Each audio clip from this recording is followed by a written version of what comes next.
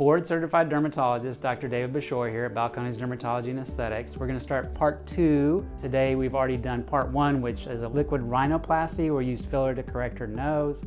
Now part 2, we're going to use filler to treat her lips. So we're going to do some lip filler today. The most important thing, everybody complains, I've heard people complain about, gosh, when I get lip filler it hurts so much. We can make it where you don't feel anything. What we can do is we actually do numbing injections on the inside of the mouth and numb up the nerve that goes down and innervates the top of the lip or the bottom of the lip, and so you won't feel anything. It's called a dental block because dentists do it a lot, but it's on the inside of the mouth, and because of that it doesn't hurt as much when we do the numbing. So I'll show you how that works. Go ahead and open your mouth for me there. Good. Right here. And a little shaking of the lip kind of distracts a little bit too, because it can burn a little bit as it goes in, but we do buffer it so it doesn't hurt as much.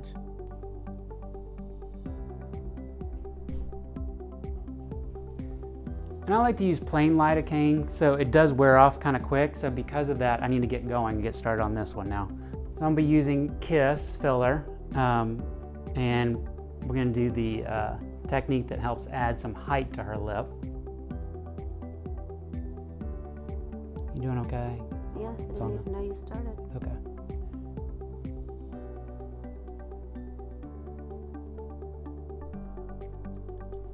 There we go.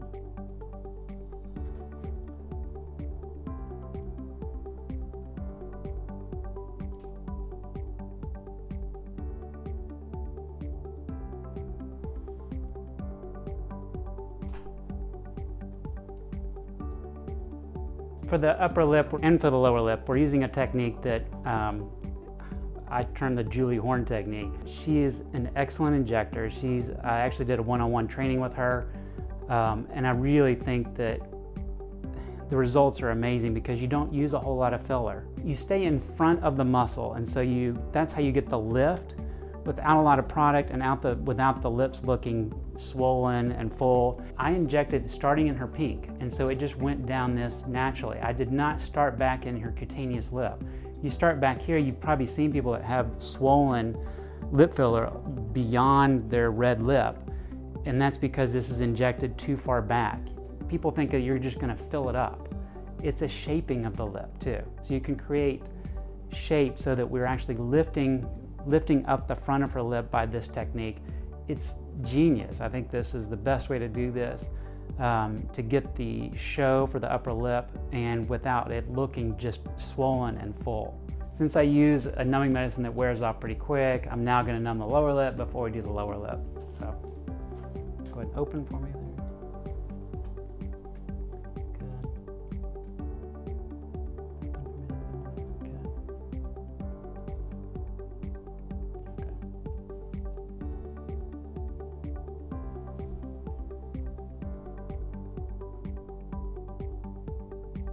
Once I've done 3 on either side, that's when I just take a look and just see if I want to do any more wider, and that's about it. Now I'm going to fill in and add some more volume. I actually like to come in next to the wet-dry border. I feel like it looks more natural that way, to come in here and add a little more volume. And then the reason I do that is because if you look at normal lower lips, there's actually a flat shelf at the edge. So when you're filling in the lateral part of the lower lip, you want to stay closer to that wet-dry border. It just looks more natural.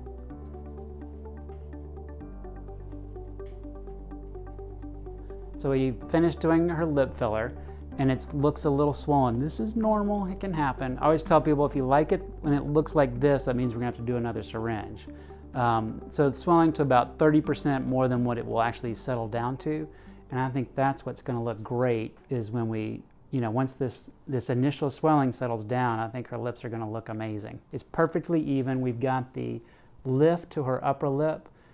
We got most of the volume in the middle of her lower lip, so that's gonna help keep that more feminine shaped, and we didn't go wide too much on the lower lip, so should do great.